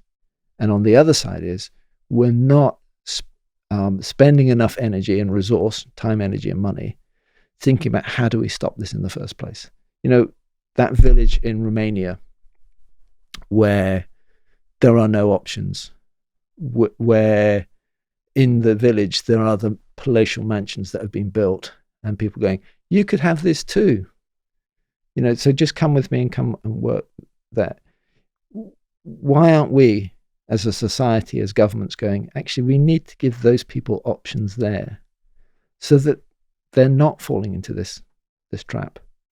We need to pay workers, in factories properly, a contextualized living wage so they can support their families, so that their kids don't end up in child labor or feeling that they have to go and, risk things to find a job overseas to support their families. That, yes, complex, big issues, but they're not beyond the ken of all of us to do this. Well, that's something else that I thought about. We spend all this money bombing the poorest countries of the world when we could be building hospitals and schools and all kinds in those countries instead of... But it's complex, isn't it? I know James has got an interest in county lines, don't you, James? What's your county lines question for Andrew? I haven't got one that comes to mind at the moment. How young can the kids be who are involved in county lines? We've seen as young as 9, 10. I mean, most are sort of young teens. And just think about, it's the smarts behind this. When are kids most vulnerable and most impressionable and want to have status, and it matters and it's important. But status isn't necessarily about having the flashiest toys. It's about acceptance by your peers. Psychological again. Yeah, it's all the same. That's what they prey on around that. Trap them early, and then you see, you've got that commodity to use in that whole process. It doesn't matter how poor you are then, does it? It's just you want to belong. Yeah. You could be from any section of society. Yeah. Yeah. They're smart. Want to be cool, getting in with the gang. Yeah. Yeah. So do they have them driving cars and stuff if they're old enough to do that, transport drugs across the country? Yeah, or they're driven. Yeah. But, during lockdown, they use public transport. Again, dressed as a key worker to avoid detection in that whole process. Yeah. The trouble with driving is, a lot of these gangs are being watched by the police. So, the reg will get pinged. Why is that car there and everything else? So they know how these things work. Yeah. So they adapt their methodologies in order to avoid detection. So we work with Neil Woods, who's an ex-undercover cop, I think he founded LEAP UK. It used to be Law Enforcement Against Prohibition, but I think it's Law Enforcement Action Partnership it is now. And he said it's an arms race. Everything the authorities do, the traffickers come up with a response, and then the authorities got to come up with another response, and it just gets more deadly because the consequences become to the point where the most violent and dangerous organizations are the ones who dominate that trade. And have you seen that and he was talking about drug trafficking, but have you seen parallels of that in people trafficking? Yeah, and look, it's an unfair fight because if you're a trafficker, you don't give a rip about the laws of the land. You're not bothered by international boundaries, and you don't have protocols and procedures that you've got to follow, and then are accountable to and scrutinized afterwards. If you get it wrong in that whole process, and the bureaucracy of government and policing, etc., moves incredibly slowly. You're well resourced, you're nimble, you can spin on a dime. We saw this with COVID. We said to ourselves, what is going to happen to trafficking victims in the UK? Where are they going to be exploited now that the nail bars, the construction sites, the car washes, all those hidden in plain sight were shut down? Well, 2019, 10,000 victims went into the national referral mechanism. 2020, full lockdown, 10,500 victims went in. So no change. They just pivoted. They just found different. All they did was, I've got a commodity. I'll move it from there to there, and I'll carry on exploiting it. in that whole process. So they can move really fast. They're also massively resourced. 150 billion, let's call it $500 billion profit per annum. So massively resourced. They're also smart. They're using technology, and they're also knowing how to evade technology as well. Because if you go all in on technology, you can probably, it's getting easier and easier to be tracked in that whole process. So, I've heard stories of, they use completely non-technology means of doing it, So it's nowhere near, a mobile phone or any of those things that can be tracked and pinged, and because they know that they can't be tracked. So, as society shifts in this way, you go, all right, we'll go over here. Oh, we can be tracked here. Oh, we'll go here. And then what do? Is then we, people say, well, we want to know what's going on. So we blast all the news of how it's happened everywhere. It's kind of like playing poker with an enemy, going, let me just show you my hand first. You go, all right, fine. So actually we need to be smart. But actually the really smart thing is tackling the structural things that enable trafficking to take place in the first place. So for me, it is how do you tackle the supply and the demand? And in doing that, there are big levers that you've got to be pulled. The problem is government's around for 4 or 5 years and can't think beyond that. And that's true in any country. So I'm not having a pop at just our government. It is, where is the ambition to say, look, this is a generational problem. We need to work on this for 40 years, and we're going to do the big structural things. And the things there's going to be things that we do where we're not going to reveal our hands and what we're doing. And there are things that we're going to do which we know will not have an instant vote win, but in a generation's time will. And that involves government, law enforcement, also involves business. I know as businesses, they have a critical responsibility to re-educate us about the value of things. I had the privilege a few years ago going to India, and I ended up in a factory that was making shirts for a major company in this country, legitimate factory. Ticked every box. It was good. It was a good factory. I would not want to work in that environment for 12 hours a day, every day, at all. But what I walked away from was I value this now. I know what it takes to make one of these. Also because I know about all the exploitation stuff as well. I cannot, with a clear conscience, buy things that I know are not economically viable in that whole process. Now, we as Unseen, we work with a lot of great businesses now who are committed to doing this. But we've had 40 years of creating this problem. And, it's going to take us 40 years to get out of this problem. But where's the vision and the drive to do it over 40 years? Because a politician's going, at best, when a new government forms, you've got 2.5, 3 years, and then they're worried about re-election. And this isn't a electoral cycle issue. This is a long-term issue. And there are big structural things that we need to address. And I know we're going a bit esoteric, but actually that's the only way we get out of this problem. It's true. We need the solutions. We need more people like you with the long-range thinking and planning to be carrying that forward. So we're almost at the 2-hour mark, Andrew. And I know we got all these names of all these stories.